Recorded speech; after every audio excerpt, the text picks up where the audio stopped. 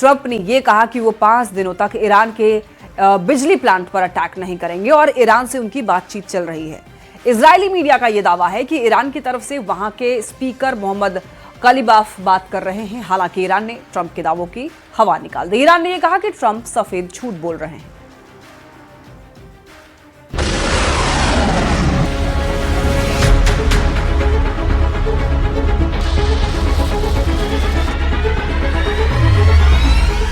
Donald Trump को जैसे ही पता चला कि ऐसे ही लड़ा जाएगा हॉर्मूज का युद्ध,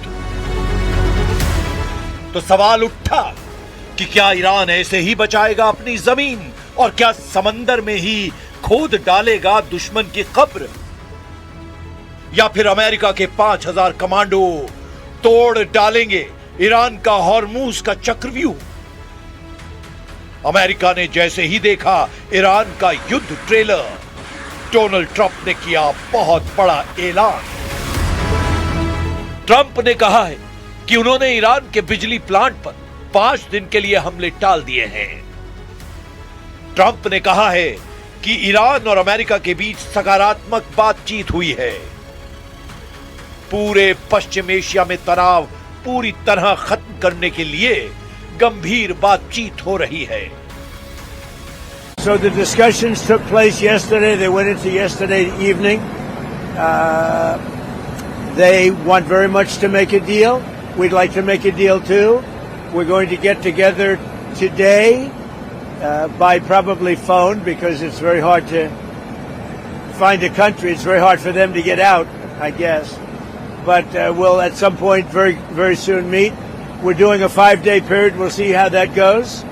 And if it goes well, we're going to end up with settling this. Otherwise, we'll just keep bombing our little hearts out.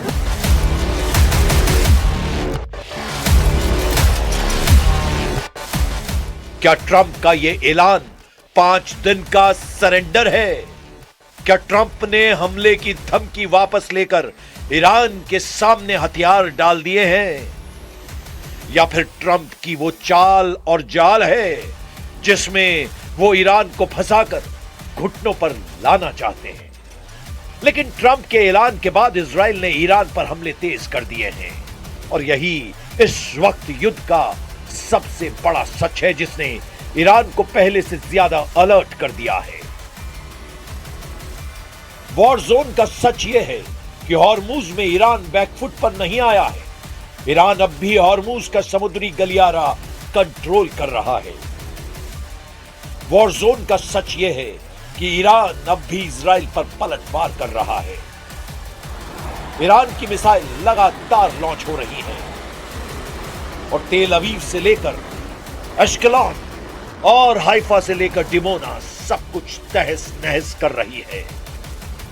ऐसे में ट्रंप ने ऐसा क्या देखा, उनको किस बात का एहसास हुआ कि युद्ध के 24वें दिन ट्रंप ने ऐलान कर दिया कि 5 दिन तक ईरान के बिजली अड्डों को नहीं छुएंगे और ईरान से अमेरिका की बातचीत पॉजिटिव चल रही है।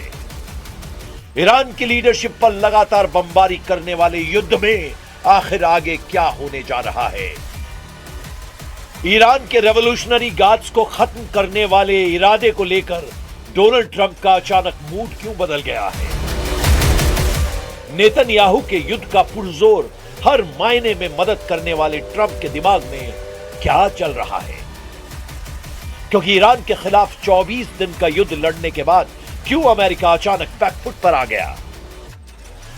अब नेतन्याहू क्या करेंगे जो डिमोना और अरद में हुए मिसाइल अटैक के बाद ईरान की ईंट से ईंट बजाने की बात कर रहे हैं? ट्रंप के दावों के बीच ईरान ने बड़ा झटका दिया है। ईरान ने कहा है कि अमेरिका से कोई बातचीत नहीं चल रही। ईरान बार बार बता रहा है कि वो अमेरिका और इजराइल को जब तक घुटनों पर नहीं लाएगा ये युद्ध रुकेगा नहीं।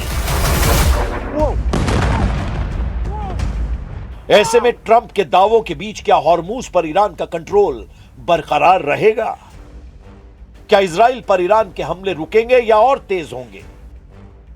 फिलहाल ट्रंप का 48 घंटे वाला अल्टीमेटम हॉर्मूज के उथले समंदर में डूब चुका है और ईरान ने अपने तेवर भी पहले से और कड़े कर दिए हैं।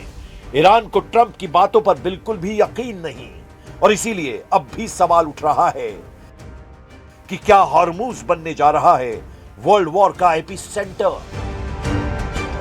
तेल अवीव में गिरने वाली हर मिसाइल को रोकने के लिए डिमोना जैसी तबाही से क्या ईरान वर्सेस ऑल वाला युद्ध हॉर्मुज के समंदर में शुरू हो चुका है, जिसमें एक तरफ है इजराइल, अमेरिका, खाड़ी देश, नेटो और दूसरी तरफ है ईरान और साथ में मदद कर रहे हैं रूस और चीन।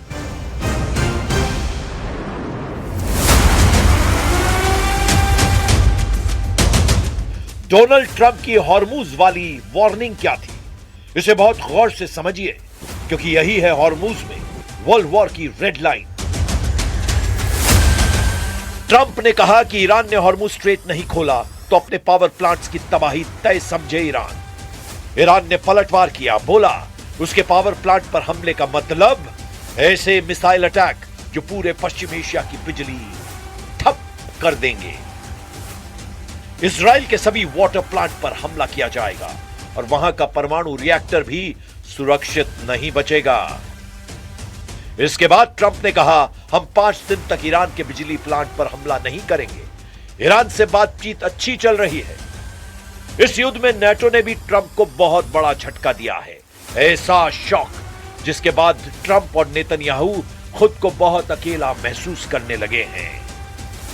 मुद्दा डिएगो गार्सिया पर ईरान के मिसाइल अटैक का बना, लेकिन नेटो चीफ ने कह दिया है कि ईरान के मिसाइल अटैक का कोई सबूत नहीं है। डिएगो गार्सिया को कंट्रोल करने वाले ब्रिटेन के प्रधानमंत्री ने भी कह दिया है ईरान ने उनके आइलैंड पर हमला नहीं किया। Well, look, we carry out assessments all the time in order to keep us safe, and there's no assessment that we're being targeted in that way at all. Trump का record और Netanyahu के विध्वंसक इरादों ने पहले भी बताया है कि युद्ध में कुछ भी हो सकता है।